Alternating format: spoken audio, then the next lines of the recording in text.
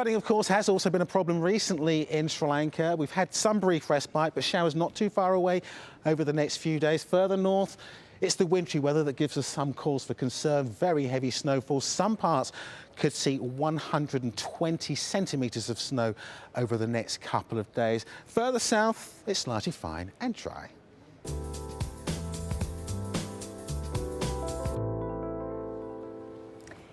Still ahead in this news hour, we'll have more on Libya, including more on the accusations by leader Muammar Gaddafi that Al-Qaeda is behind the uprising. Plus, we speak to the Bulgarian nurses who survived 2 death sentences in Libya.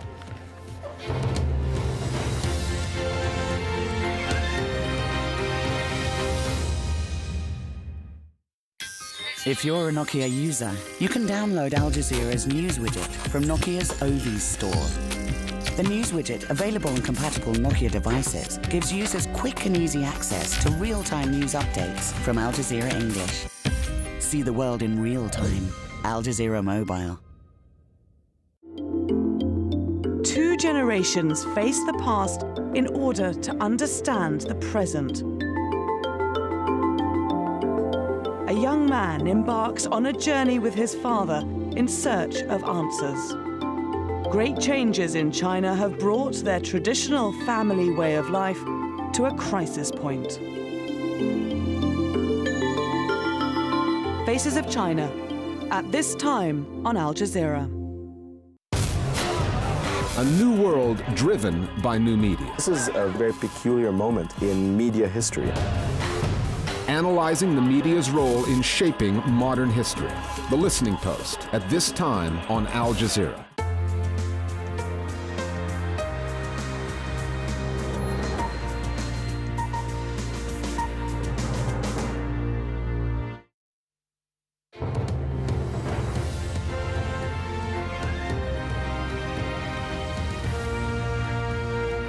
Welcome back. Top stories on the Al Jazeera News Hour.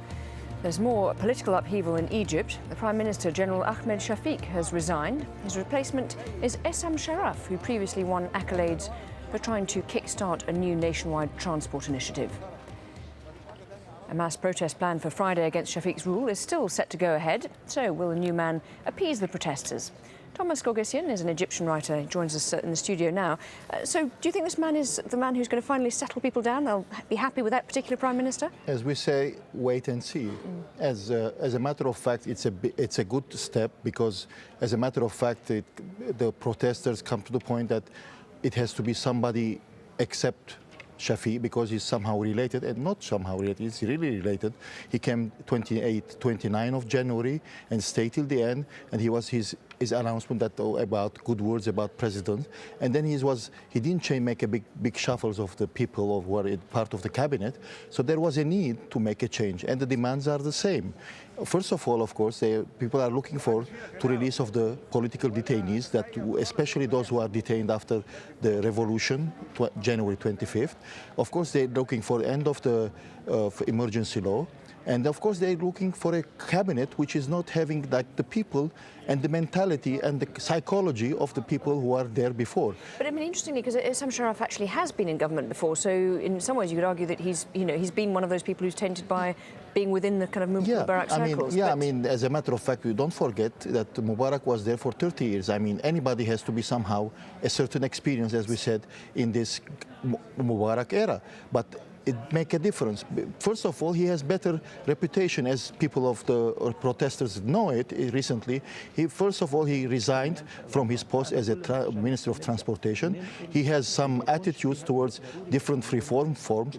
He participated, as a matter of fact, protesters mentioned, he participated in the protest, and he asked for reforms. But it's a big job, isn't it? I mean, it's quite a leap, isn't it, going from Transport Minister to Prime Minister? There's a big as a matter of fact, it's going to be, don't forget, in all these cases, we are looking for a temporary cabinet, which is going to take Egypt from here, let's say, to the time of the presidential elections, which is expected to be in September or October this year.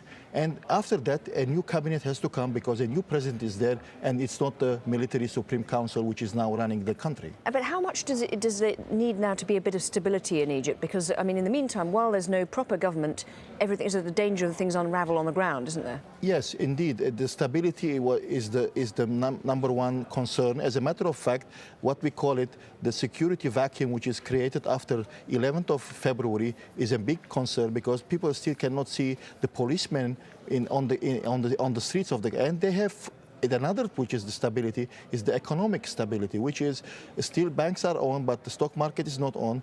There is a big concern about the everyday demands and the requirements of everyday life, and as a matter of fact, it's the same demand. Put the bread on the table. OK, Thomas Gorgisin, thank you very much indeed for your analysis. Appreciate it.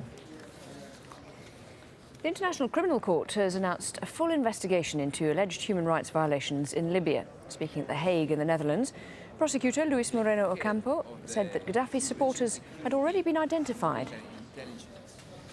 We identify some individuals with de facto or formal authority who have authority on the security forces who allegedly committed the crimes. They are Muammar al-Gaddafi, his inner circle, including some of his sons, who had de facto authority. But also, there are people with some formal authority that should pay attention to the crimes committed by their people. Our correspondent Alan Fisher was listening to those words of warning. So, Alan, a sense from the prosecutor that there'll be no impunity, as he put it, in Libya. Presumably this is partly about sending out a message, isn't it? It is. It's about putting more pressure on Libya at this stage. I've been speaking to Mr. Ocampo within the last hour. We had a sit-down interview, and he said the reality is that you cannot take tanks and guns and fire them into crowds in squares who are peacefully protesting. As far as he's concerned, that is a crime against humanity and has to be investigated. But he also said he's aware that the rebels now have weapons and that they too would be investigated as well. He said he will be totally impartial, but he's hoping that the investigation could be carried out in just a matter of months, not years we're talking about, but perhaps by early summer in the Northern Hemisphere. He could be presenting his findings to the judges of the ICC, who will then decide whether or not arrest warrants should be issued. I mean, what kind of record, though, does the ICC have in dealing with these kind of matters? Well, I think Mr. Ocampo sees this as a significant step forward, a break from the past, because he says if you look at what's going on in the past, it's taken a number of years for things to be referred to the ICC. Here we had a reference from the UN Security Council, which was unanimous that it should go to the ICC on Monday, and the investigation is essentially underway on Thursday. Partly, he says, technology is to blame for that because of satellite television, because of Facebook, because of Twitter.